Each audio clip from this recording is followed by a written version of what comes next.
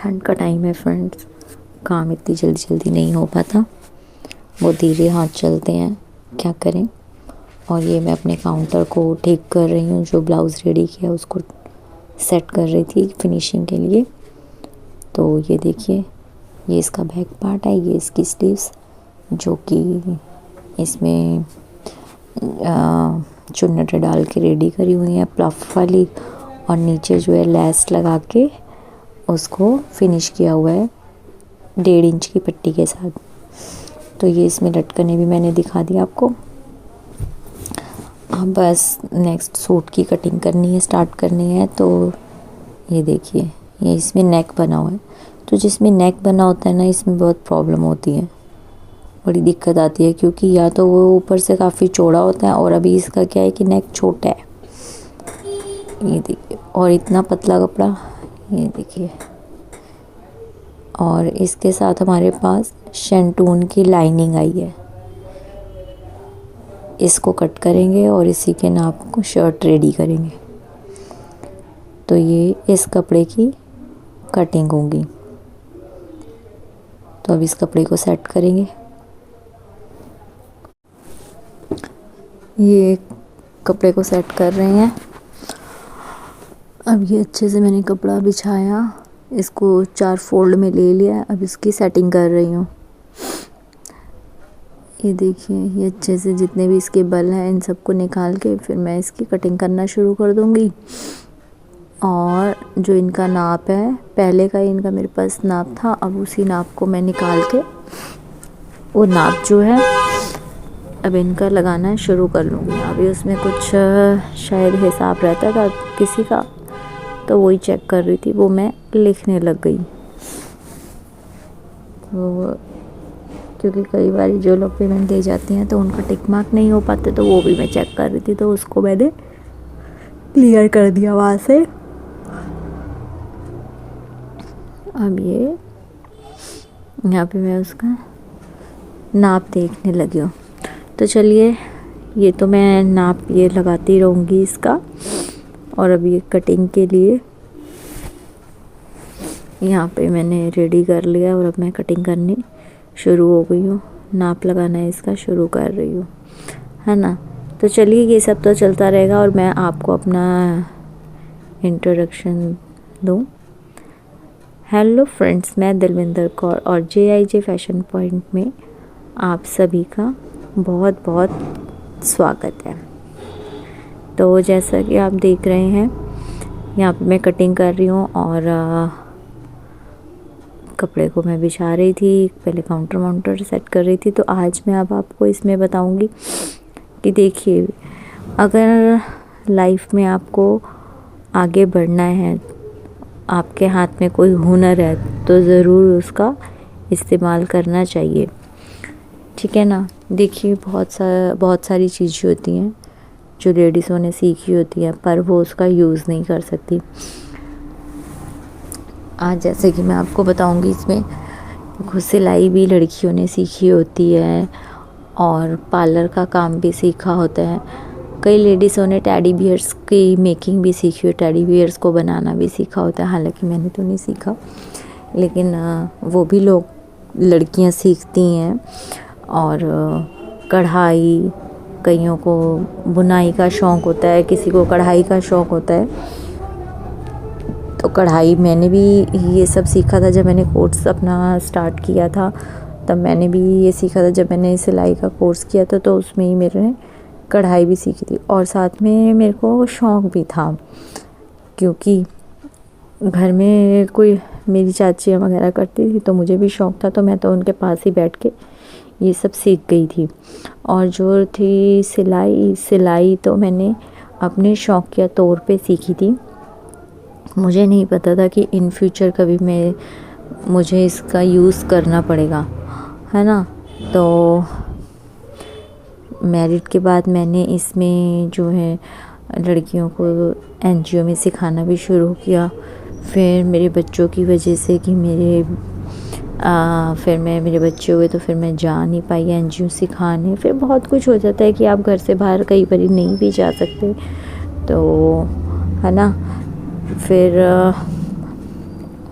उसके बाद काफ़ी टाइम बाद जाकर मैंने खुद का अपनी शॉप ओपन करी और अपनी शॉप पर ही काम करना शुरू किया और एक अपना छोटा सा यूट्यूब चैनल क्रिएट किया जिसमें मैं कुछ ना कुछ जब भी टाइम लगता है तो मैं उसमें अपनी वीडियोस डालती रहती हूँ। तो ये भी जो वीडियो है ये आप देख रहे हैं, ये मेरी शॉप पर ही मैंने बनाई हुई है, अपने बुटीक पर ही। बुटीक पे मैं अकेले ही इसको मतलब करती हूँ अपना काम। स्टिचिंग का जो होता है, पहले मैं घर का काम करती हूँ, फिर घर का काम करने के बाद जो है अपनी सिलाई का काम करती हूँ। तो देखिए, जो भी हमें आता है हमें उसका यूज़ करना चाहिए। ये नहीं कि आप किसी भी चीज़ का यूज़ नहीं कर रहे हैं। सीखा हुआ तो था, मैंने तो ये सीखा था, मैंने वो सीखा। देखिए, कोई भी चीज़ अगर आपने सीखी है और आप उसका यूज़ नहीं करेंगे तो वो ज़ीरो के बराबर है। क्योंकि चाहे वो पार्लर का काम हो, चाहे वो सिलाई का काम हो, चाहे आप ट्यूशन्स पढ़ाते हो, जो भी काम है अगर आप उसको नहीं करते तो वो ज़ीरो ही है। और अपना इंडिपेंडेंट होना तो बहुत ज़रूरी है।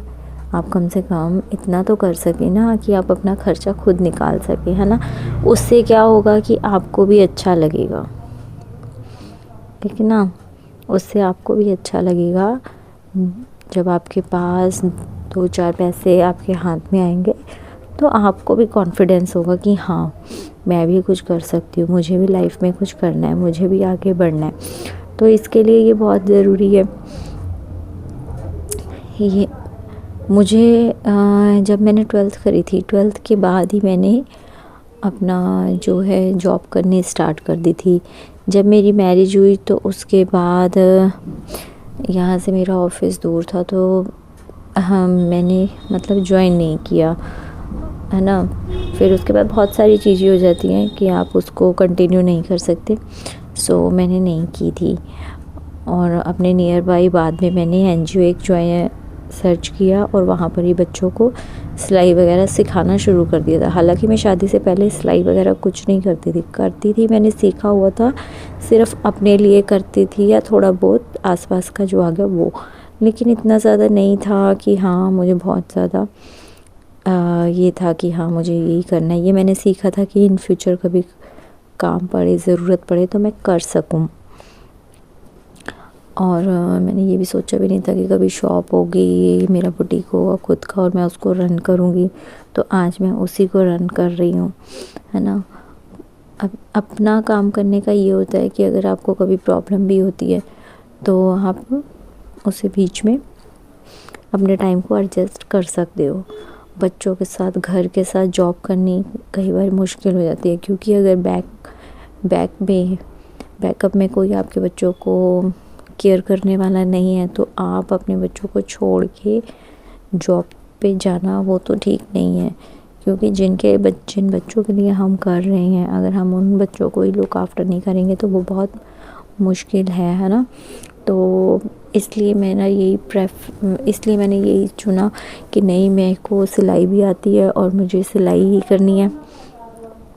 पहले मेरे बुटीक नहीं था, पहले मैंने ऐसे ही अपने घर के बाहर दरवाज़ा खोलकर वहाँ पर अपनी मशीन को जो है रख लिया था और उसी से मैं अपना काम करने लग गई थी। और उसी काम में मेरे को काफ़ी 15 दिन, मेरे को यकीन भी नहीं था कि 15 दिनों में मेरा काम धीरे धीरे काफ़ी अच्छा हो जाएगा। तो 15 दिनों में मुझे काफ़ी अच्छा रिस्पांस मिला। फिर मैंने अपनी शॉप भी रेडी कर ली थी, फिर हमने अपना बुटीक ओपन करा। फिर धीरे धीरे स्टेप बाय स्टेप एक एक चीज़ हम करते गए। बुटीक फिर मैं अपने शॉप में शिफ्ट हो गई, शॉप पे शिफ्ट होकर फिर वहाँ पर पहले तो मेरे पास जो सामान था उसी से हमने स्टार्ट किया। उसके बाद धीरे धीरे करके हम उसमें 1 मशीन लाए, 2 मशीन लाए, 3 मशीन लाए और करते करते पूरा उसमें सेटअप हो गया।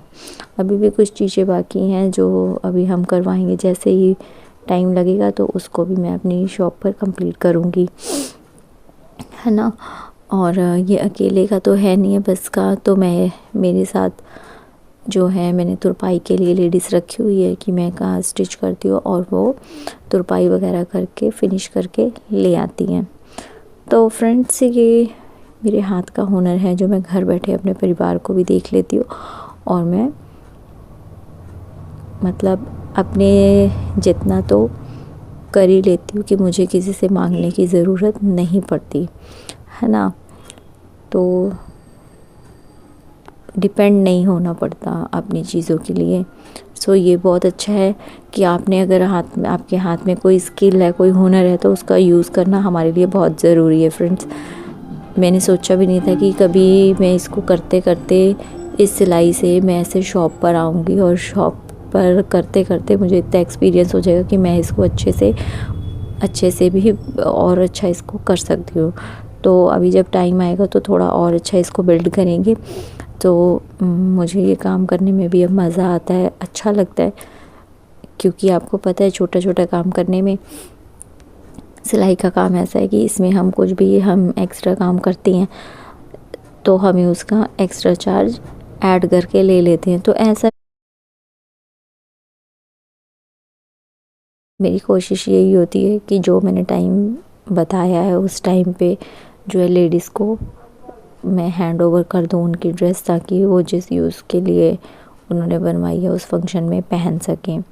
ऐसा नहीं कि उन्होंने मुझे दे दिया और मेरे पास पड़ा बहुत ही रेयर होता है कि हाँ मेरे पास उनकी ड्रेस पड़ी है। इस काम को शुरू करने के लिए मेरे हस्बैंड का बहुत अच्छा सपोर्ट रहा।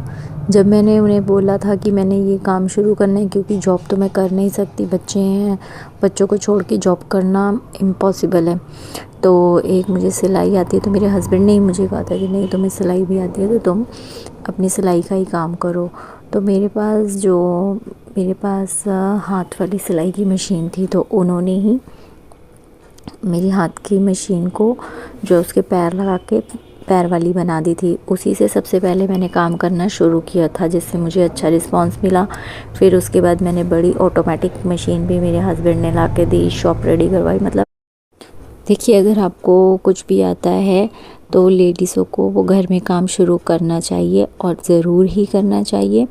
इंडिपेंडेंट होना बहुत अच्छी बात है, कुछ गलत नहीं है। और आज के टाइम में तो हस्बैंड वाइफ दोनों का ही काम करना जो है बहुत ज़रूरी है, क्योंकि आपको पता है महंगाई इतनी है। चलिए, आपसे बातें करते करते ये मेरी सूट की कटिंग हो चुकी है। तो आपको ये मेरी वीडियो कैसी लगी आप मेरे को कमेंट बॉक्स में ज़रूर बताएं, और आपको इस वीडियो में कौन सी बात अच्छी लगी और कौन सी बात अच्छी नहीं लगी ये भी आप कमेंट बॉक्स में ज़रूर बताएं। ओके फ्रेंड्स, मिलते हैं नेक्स्ट वीडियो में। Bye bye.